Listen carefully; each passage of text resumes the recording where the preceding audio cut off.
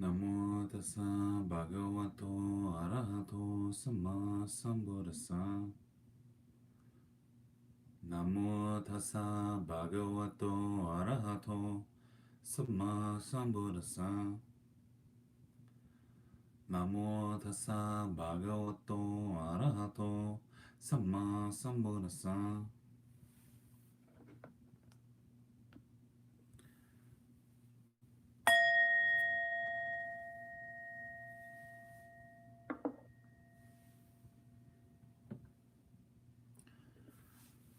So, hello everyone, and welcome to Basics Discussion Circle and Meditation.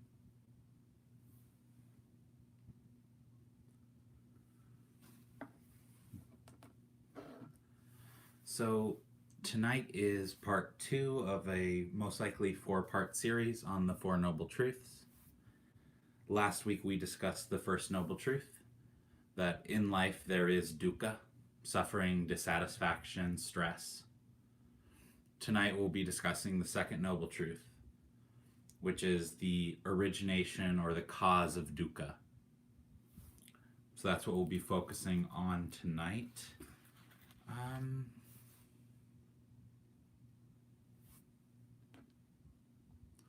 So with tonight's class, normally when I discuss the second noble truth, normally I would be coming from a place of dependent origination, and we would be discussing dependent origination kind of to an extent in depth. However, on the YouTube channel, I already have discussed dependent origination pretty in depth in kind of a 3-part series, which I linked in the description box below, the playlist, 3-part playlist of dependent origination. And I think I covered in those 3 talks, I covered dependent origination thoroughly enough to where it seems a bit unnecessary for me to recover it when there's other aspects of the second noble truth that I could discuss tonight. So we will be coming from a different angle than normal. So yeah, I think we'll get started with the meditation and then we'll just go from there. So before we get started, if you're new to meditation, just know that if one thing can stick with you, it's that your mind's going to keep thinking, and to not get down on yourself just because the mind's continuing to think. There's not really a world where we sit down to meditate and our thoughts just stop completely. It wouldn't really be that beneficial, because one of the beautiful parts of meditation is being able to watch thoughts as they arise and to kind of see, instead of getting swept up in the drama of the play all of the time, we're actually sitting here and we're kind of watching the stagehands do their work in the background. So we want these thoughts to come and go. It's just ideally we're not going with the thoughts and we're not expanding upon the thoughts, but thoughts will still be there. And just because thoughts are present doesn't necessarily mean that you're distracted. You're only distracted if you go along with the thoughts, if you hop on that thought train. So with this practice, what we'll be doing is we'll be focusing our awareness on breath, on sensation of the body. And you'll notice that the mind has wandered. Most likely you won't notice the mind as it starts to wander, but you'll notice after it's already started to wander. And then just to acknowledge, oh, the mind has wandered.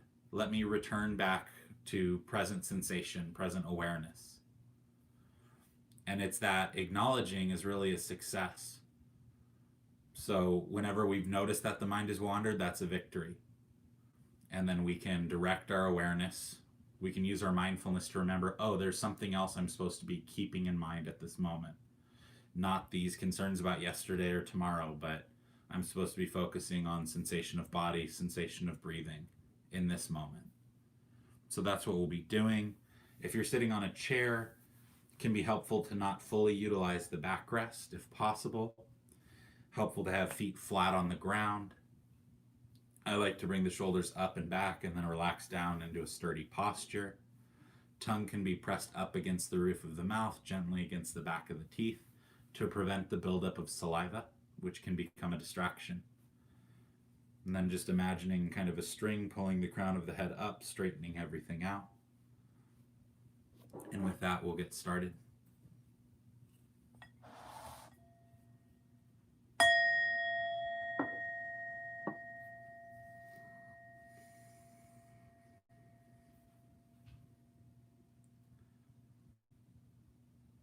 Start with taking 3 deep breaths slowly.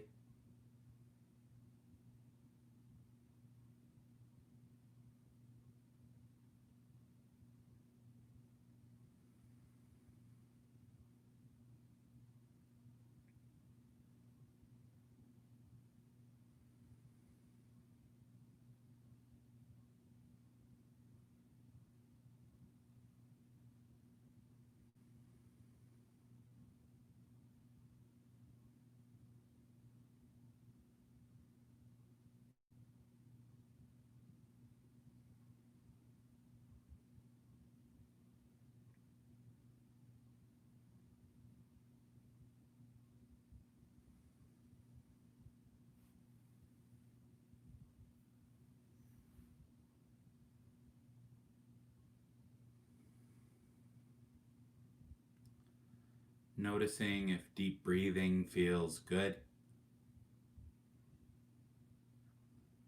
And if it does, you can keep on breathing in this way.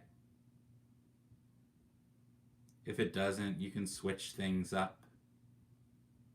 Try even deeper still or more shallow, heavier or lighter.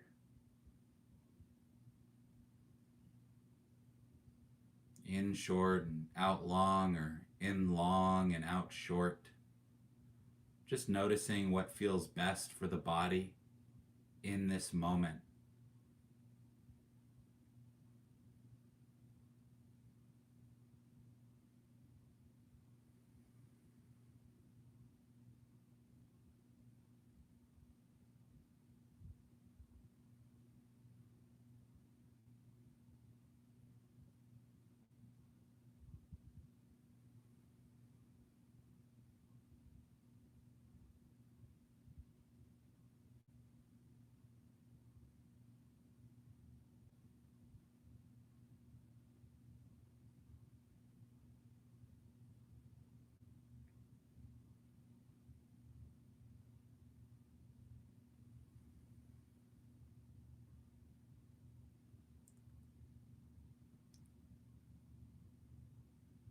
This experimentation can be very beneficial, but if it feels too involved for you,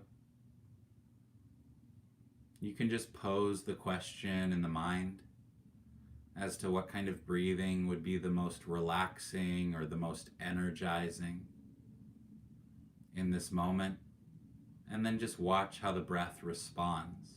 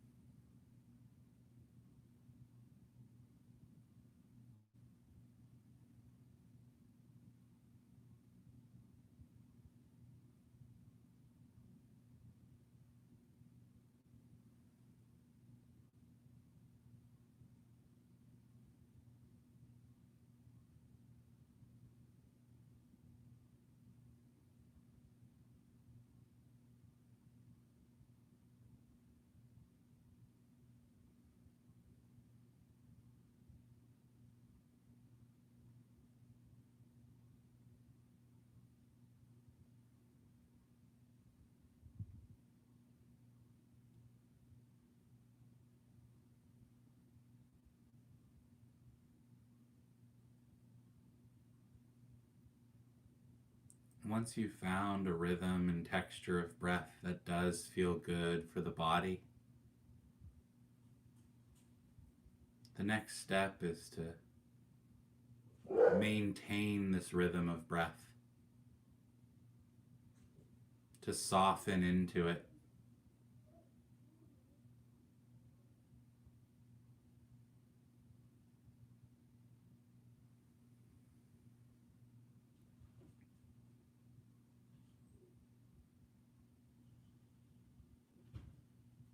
Breathing in, softening the airways. Breathing out, settling into the moment.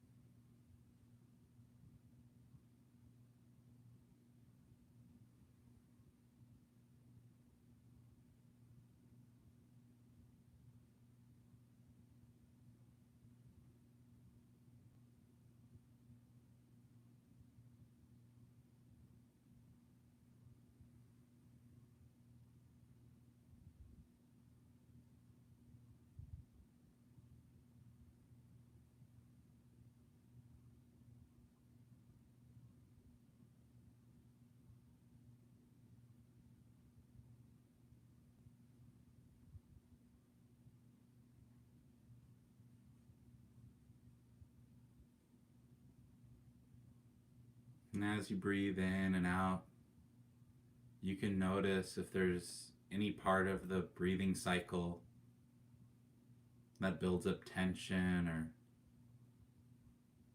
if you're unconsciously pinching off the breath at the end.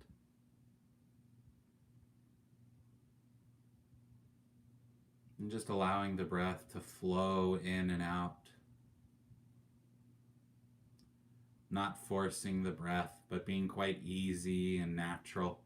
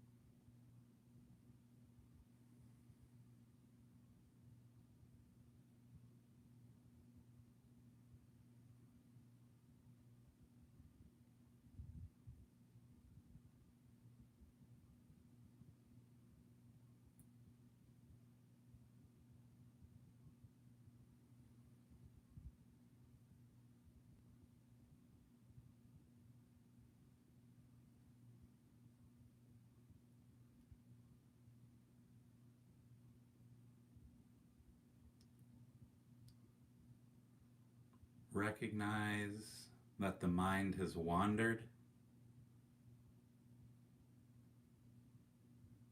maybe lost in past or future. Release your hold on the distraction, not pushing it away or gripping onto it, just releasing your hold on it.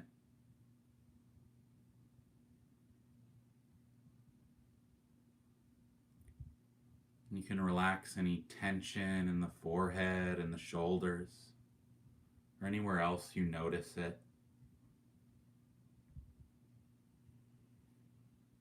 And then return to the breath, to sensation of breathing.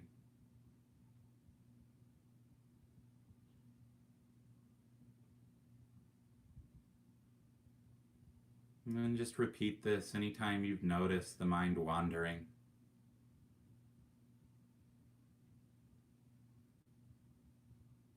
Recognize, release, relax any tension caused by the distraction, and then return to the breath.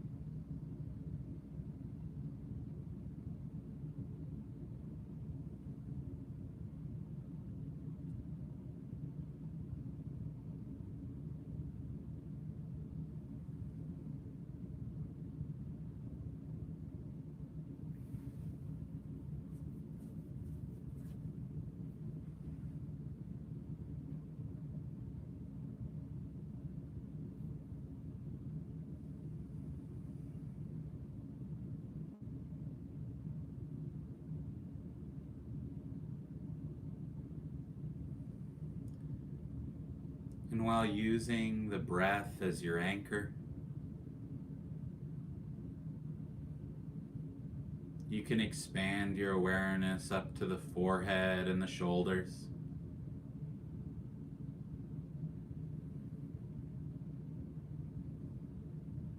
Aware of this part of the body as you breathe in and as you breathe out.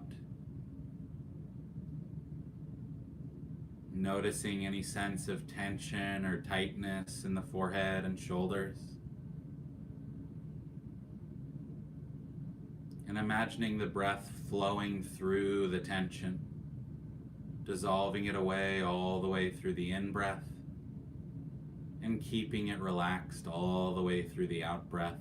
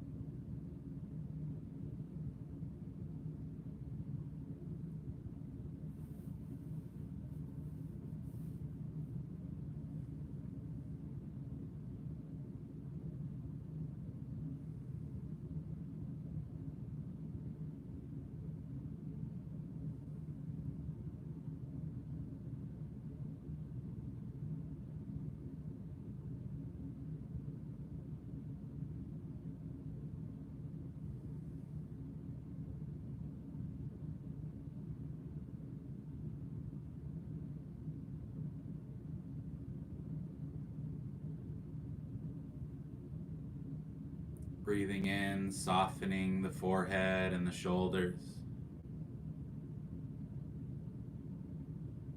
Breathing out, dropping the shoulders.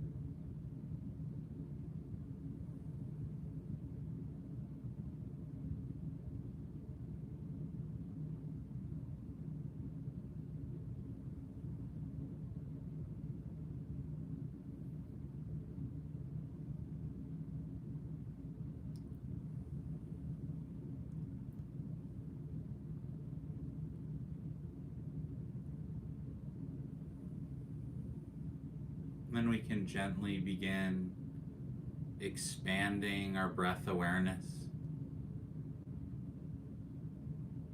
So we're aware of sensation not only in the forehead and the shoulders, but in the scalp, in the center of the head,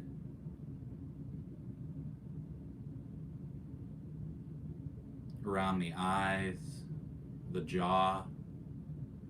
Just noticing if we're holding any tension here.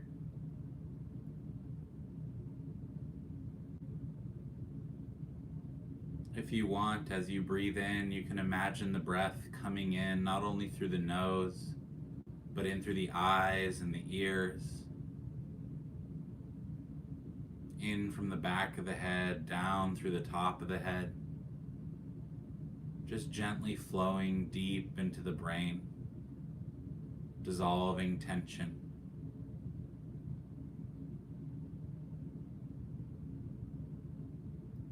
As you breathe out, you can allow the breath to radiate out in all directions, softening the scalp, the forehead, area around the eyes.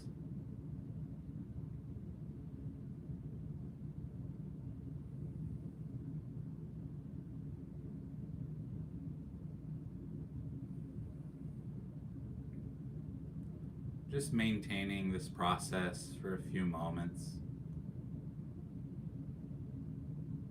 until the head feels spacious and relaxed.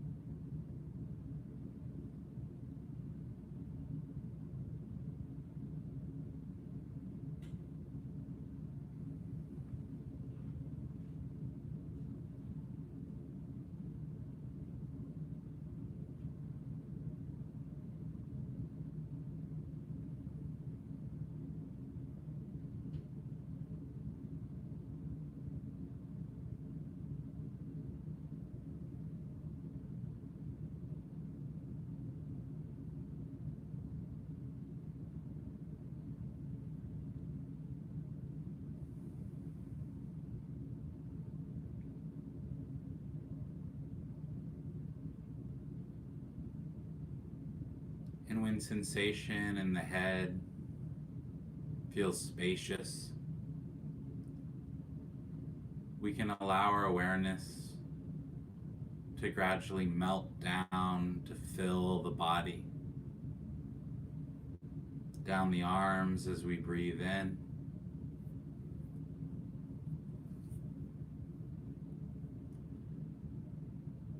Radiating out from the arms as we breathe out, relaxing tension.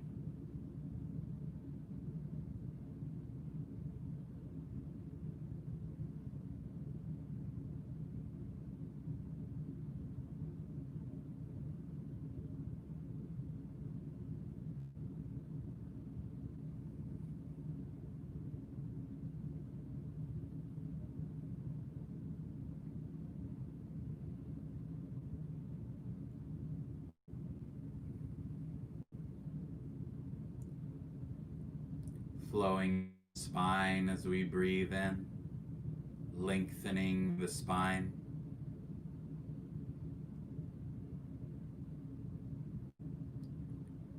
Radiating out from the spine as we breathe out,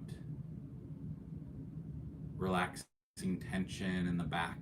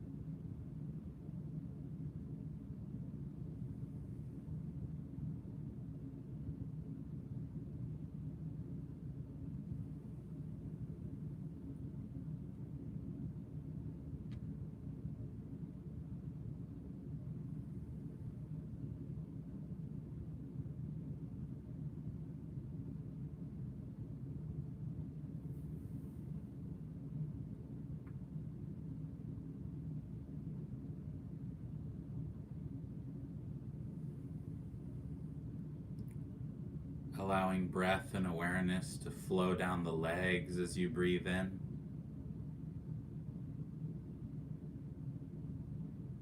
Softening the hips and the knees.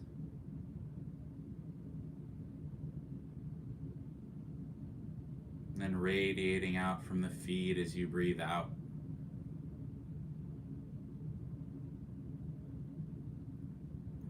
Releasing tension in the feet.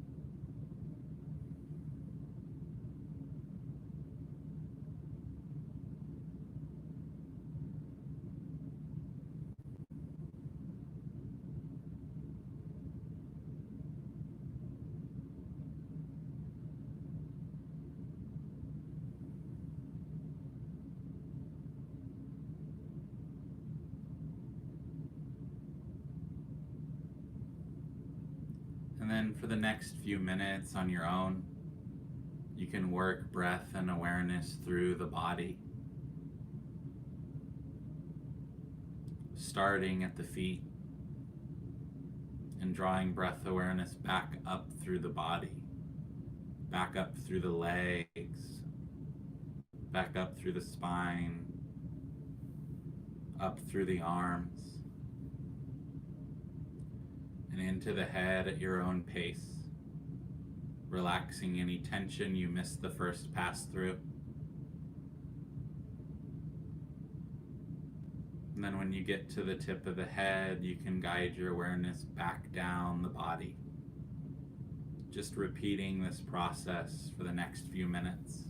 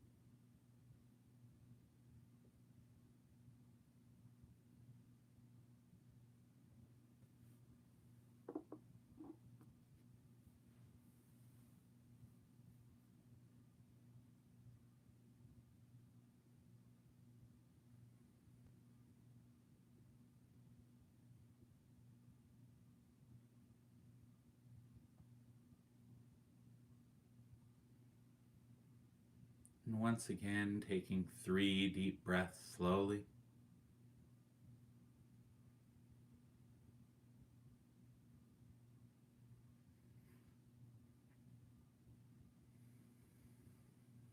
All the way down to the soles of the feet.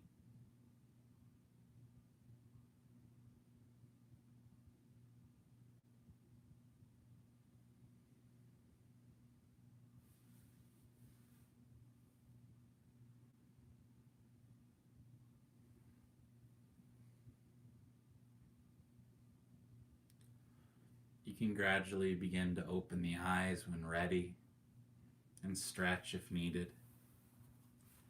Never in a rush to leave the meditation.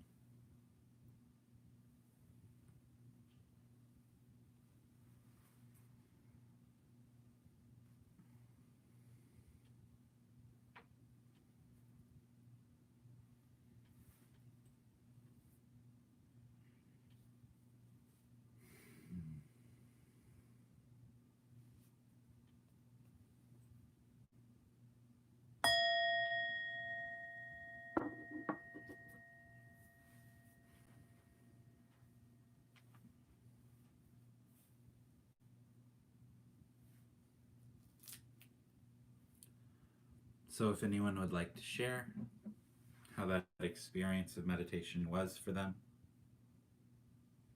feel free.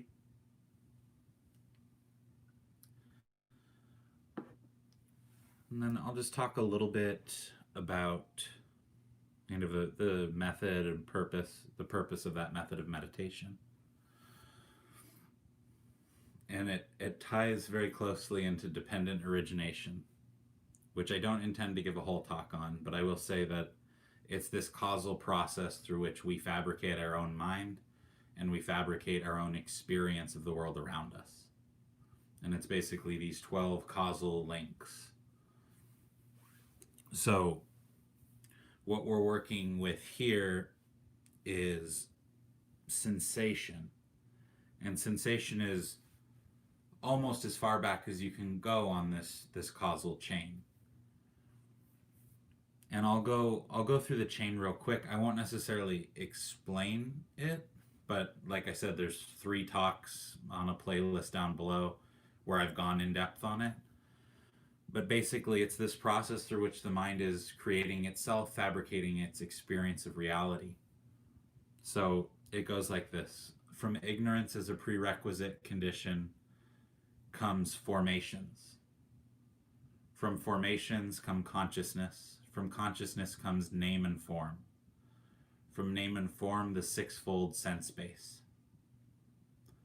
From the sixfold sense base, there is contact, meaning sound hits ear contact. From contact as a prerequisite condition comes sensation. From sensation comes craving, then clinging, then consistent clinging leads to habitual tendencies, which eventually causes a drive to action, a birth of action. And then what follows, typically a birth of action, if it's rooted in ignorance, is suffering. Pain, sorrow, lamentation, distress, despair. So, and then from that suffering causes further ignorance, because we don't like to look at our suffering, we turn away from it, we ignore it, and then we're back in the cycle again. So with this style of meditation, we're working on the sensation level, because it's kind of hard to go back all the way back to contact, because contact happens and then sensations arise. And kind of the way that this works is we have this contact, a sound hits the ear. It's a sound that, due to our past conditioning, our past habitual tendencies, it's a sound that we dislike. So it causes tension in the body. And then that tension in the body, that sensation of tension, gives rise to craving. The craving that that sound stops. That car alarm or that dog barking, that it stops. So it gives rise to that desire, that craving for something to be other than how it is, right? And then from there, then you get into storylines of why it shouldn't be that way, why it should be the other way, and all of that nonsense. So what we're doing with this style of meditation is we're getting used to the sensations in the body. We're trying to get out of the head by getting into our bodies. We're beginning to notice the way that external stimuli causes internal tension, internal tightness, internal unpleasant sensations. And then we're noticing how those internal unpleasant sensations give rise to unpleasant mind states, which gives rise to unpleasant actions, right? So what we're tuning into here is this whole process. And the cool thing is, with this dependent origination, if you cut the chain at any point, the whole thing falls apart, because it's called dependent origination or dependent co-arising, which means that every link of the chain is dependent on every other link of the chain. So if you cut one, the whole thing falls apart. So that's what we work with on sensation level. We're working with noticing when tension's building up in response to something and consciously relaxing that tension so the cycle can't fill itself out. And through doing this consistently, it starts to break down some of those habitual tendencies that we have. So I'll get into the actual topic for tonight, and if at any point you have any questions, feel free to leave them in the live chat. I'll do some questions at the end if there are any. So, as I mentioned at the beginning, this is a course, I guess if that's what you want to call it, a 4-part course on the Four Noble Truths. Last week we covered the first noble truth, the noble truth of dukkha, suffering, stress, dissatisfaction, that little aching feeling in the back of the head that something's just not quite right or things could be just a little bit better, right? So tonight we're going to be talking about the second noble truth, which is the cause of dukkha, the cause of suffering. So when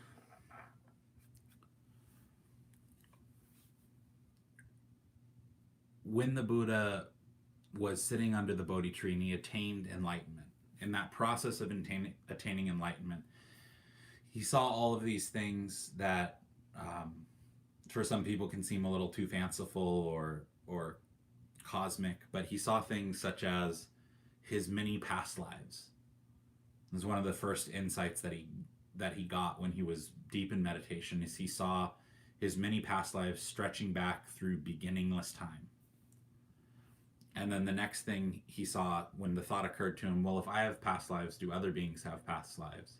And then he saw beings being born and passing away at large. So he stepped back a bit. So then he was able to see patterns where he couldn't see the patterns when he was just focused on himself. But when he focused on all beings, he started to see these larger patterns. And then the thought occurred to him, what if this process of rebirth also applies to the formation of thoughts, to the creation of the mind? And so then with that thought, it propelled him inward, and he saw dependent origination. He saw this kind of these 12 chains.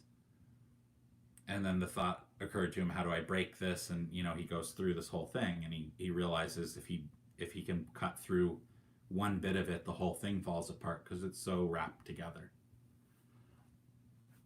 So I'll read a little excerpt. It's from his first teachings, the setting the wheel of Dharma in motion. When he attained enlightenment and he realized all this crazy stuff, he realized the cause of our suffering and how to end our suffering. He then went to some old friends that he had from before he became awakened, and he went and taught them. And so this is the kind of the one excerpt of the discourse, and I'm reading a bit of this each week because it's on the Four Noble Truths. So, and this is the noble truth of the origination of dukkha, the craving that makes for further becoming, accompanied by passion and delight, relishing now here and now there, i.e., craving for sensuality, craving for becoming, and craving for non-becoming. So you'll often hear a lot of Dharma talks that talk about like the three poisons. Jeff talks about the three poisons almost every week. The greed, anger, and ignorance is how he translates them, or the translation that he uses: greed, anger, and ignorance. Right? And those are the cause of our suffering. But if you dig down deeper, all three of those have craving at their root. So the cause of suffering is craving. As it mentioned, it's the relishing now here and now there. This kind of flighty mind that tries to get pleasure here, but doesn't really want to put the work in, and then goes over here and tries to get some pleasure over here. And it's kind of just fluttering around looking for pleasure anywhere it can. And because of that, the mind's really riled up, really stirred up. And because it doesn't stay in one place very long, it's hard to get a true sense of pleasure, a true lasting sense of pleasure. So it causes a lot of suffering when we're constantly out in the world trying to feed on this, trying to feed on that, trying to gain some sense of joy through all of these things that are completely out of our control. So what I like with these three poisons, the translations that I prefer sets them up as kind of the first two as opposites. So you have greed, and then you have, instead of anger, aversion. And then you have delusion. And I like delusion, being deluded more so than ignorance. It just kind of puts me in my place a little bit better. To remind myself I can be very deluded. I can have a lot of wrong views, wrong opinions that I'm operating on the premise of them being true.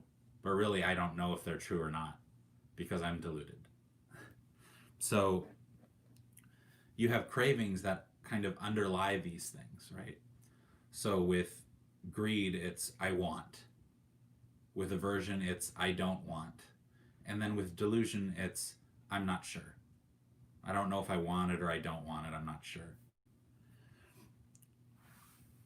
So these are interesting things to look at, interesting things to notice throughout our day.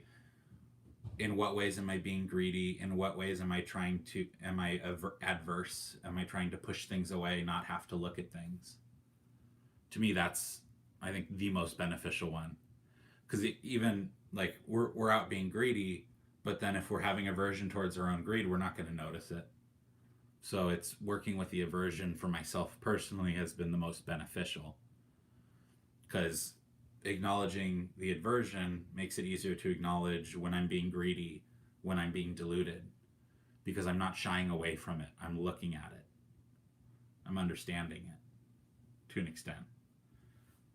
So these, he mentions in there the craving for sensuality, craving for becoming, and craving for non-becoming. And I wanted to kind of define those a little bit. So craving for sensuality, or I prefer translating as sensory passion as opposed to sensuality, because sensuality people tend to have certain connotations to, but sensory passion is more direct of a passion for the senses. And it's this obsessive fantasizing and planning about fulfilling sense desires. And the most prominent way that people will typically talk about it is like when you're planning a meal. You're planning to get some food. During the meditation, you were hungry. If you were hungry during the meditation, chances are at least 500 times you thought of what you're going to have for dinner, or you thought of what you might go pick up at the store or whatever.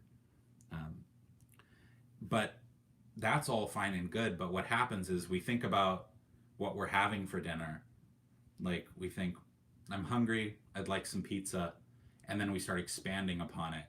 I'd like that pizza with this kind of cheese. I want these kind of toppings on it. Maybe actually I should get 2 pizzas so I have some for tomorrow, etc., etc. And then we think, oh, that pizza's going to be so good. It's going to be so satisfying. I can't wait to have it. I can already taste it in my head, etc., etc. And then we get the pizza. And the problem with it is that it can never compare to the pedestal we've built up in our mind about it. It can never compare to all of the intense fantasizing and imagining about how good it's going to be. It always pales in comparison to that. So that's why that's a cause of suffering, this craving for sensuality. It doesn't mean that we want everything to be all terrible or neutral all the time. It just means that we're trying not to obsess over and get lost in these desires for sense pleasures. And then you have this becoming. Another translation of becoming is that habitual tendency that I mentioned in the links of dependent origination. So becoming is basically, it's a really interesting word. The Pali word is bhavana, and it basically refers to creating, like you have a desire and then you create an entire world around that desire, and that's a becoming. It's an action that you're doing. You're creating this entire world or this entire identity around this certain thing, right? So a craving for becoming is a craving to take on a certain identity within a thought world. So an example of this would be someone wanting to take on the identity of the provider. They want to feel like they can provide for their family. So they create this entire thought world where they get to be the provider. The problem is whenever we try to define ourselves, whenever we try to define ourselves, we limit ourselves. So when we're so caught up in one thought world and one identity, we're missing out on this myriad of experiences that could be present to us if we opened up to them. But we're so focused in, so obsessed in on this one particular thought world. that we miss out on a lot of things. We miss out on the joys that come from simple things. Not to mention, it's incredibly exhausting to maintain an identity. I mean, it's exhausting to create an identity, let alone maintain it. It takes constant reassurance when you're feeling like you're not living up to that identity that you've set for yourself. And then craving for non becoming, fairly straightforward considering what becoming is. Non becoming is this craving for non becoming is the desire to dissociate with or destroy an identity that you currently have. So, for example, if you have a reputation for being an angry person and that's what people think of you, you might have this intense craving to destroy that identity, to do everything in your power to not have to identify with that anymore. You don't have a particular identity that you'd like to take on, you just know you want to destroy that identity, that association with you. So those are basically those three types of craving that lead to suffering. This craving for sensuality, just trying to feed on the world outside, trying to gain some sense of happiness from things that are so transient. Then that craving for becoming, wanting to take on and maintain an identity that makes you feel good about yourself. And then this craving for non-becoming, wanting to destroy and eliminate an identity that makes you feel bad about yourself. So that's kind of the second noble truth. So if anyone has any questions, I'd be happy to answer them.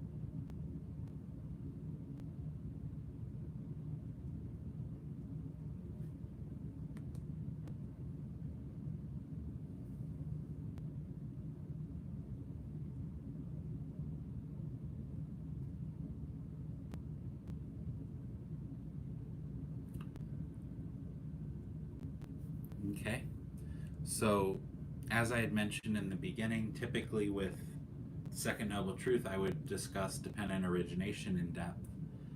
I didn't do that tonight just because there's already a playlist on the Temple's YouTube channel, Dependent Origination, where there's 3 talks in there where I go really in depth to different aspects of dependent origination. If you don't want to watch all 3, I recommend watching Codependence Origination, Applying Causality to Personality. In my personal opinion, it's my favorite talk that I've ever given on these YouTube talks, and feedback that I've got from several people, it seems to be the most helpful for a lot of people too. The link to that is in the description box below, along with last week's talk on the First Noble Truth is down there as well. Highly recommend checking that out if you haven't already, or maybe revisiting it if you were present for that talk. I saw one question here.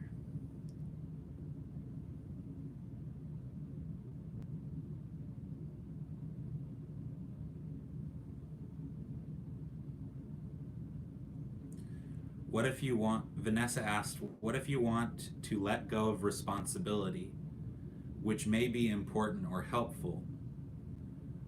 Would that be non-becoming, even if the responsible identity is actually helpful? Yes, that's a really good example of a craving for non-becoming.